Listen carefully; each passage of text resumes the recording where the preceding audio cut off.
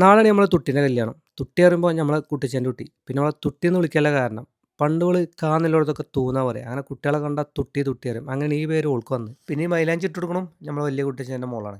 ഈ കഴിവ് ഓൾക്ക് ഓളെ ചേച്ചീൻ്റെടുന്ന് കിട്ടിയാണ്. ഇപ്പൊ ചേച്ചീനെ പുറത്താക്കി ഇവളാണ് ഇത് ഏറ്റെടുക്കല്. ഇതില് നമ്മളെ റോൾ എന്താ വെച്ചാല് പരിപാടി സദ്യ ആയോണ്ട് കഷ്ണം വെട്ടലാണ്.